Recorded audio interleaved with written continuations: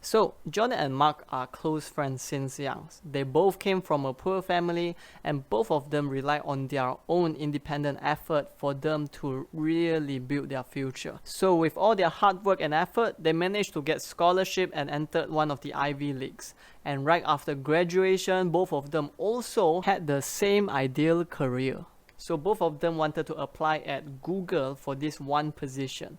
So, at that point in time, if you were to ask Mark and John, so, what would you feel when you are hired? Then most likely they will say, oh my god, my future is set, I'll be working in a great company, I will earn a lot of money and things will be fine. Or if you can ask them, what if you are not hired? Then perhaps they may also say things like, oh, then I would be really sad, then my future wouldn't be as bright and I possibly really need to work a lot harder, my life would be a lot tougher. Now, the results came out. So, John was hired while Mark wasn't hired. But what's surprising is that it wasn't exactly as what it was described. Sure, they were really happy and sad for a moment, but after a month of feeling sad or happy, they actually went back to their happiness baseline level. So this story is based on one of the Harvard research on happiness. So the Harvard research shows that there is actually this baseline level of happiness that we all have. This research states that as long as your basic needs are taken care of, you have your food, your water, the place to stay, then most of the time the external factors won't really affect our baseline happiness level as much.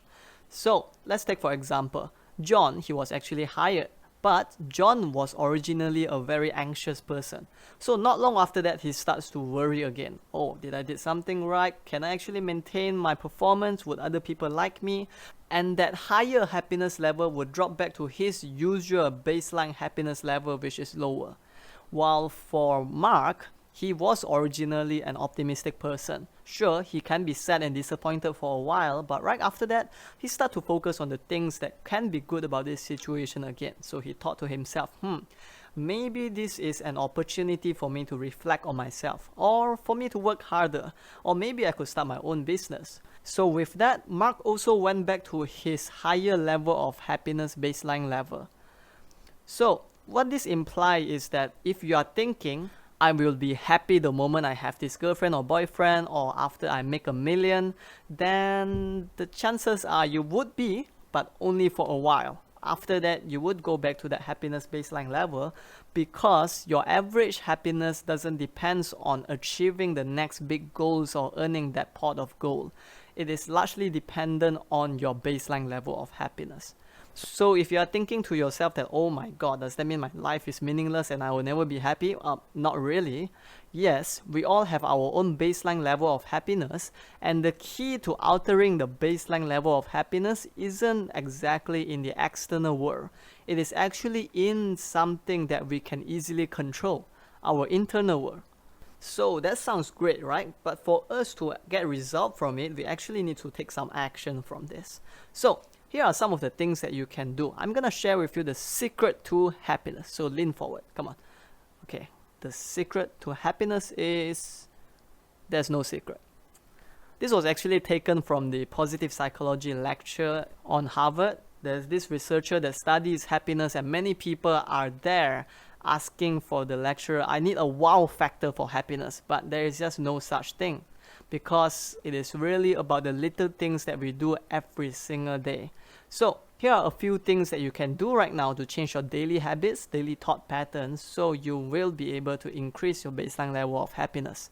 So number one is every single day have a gratitude journal. Ask yourself, what can I be grateful today? And if your mind goes, no, there's nothing that I can be grateful for today, then you can just ask again, if there is one thing that I have to be grateful for today, what would that be? Secondly, if you bump into any kind of challenges, ask yourself, what good can come out of this, or what am I learning for this? Because this helps to shift the focus from, oh my god, there's another challenge, to what am I learning from here? So that also helps you to reframe challenges and make it into an opportunity. So number three, you can subscribe to our channel and watch more of our videos, and we can share with you other kind of practical strategies for you to transform your life and increase your baseline level of happiness. See you at the next video.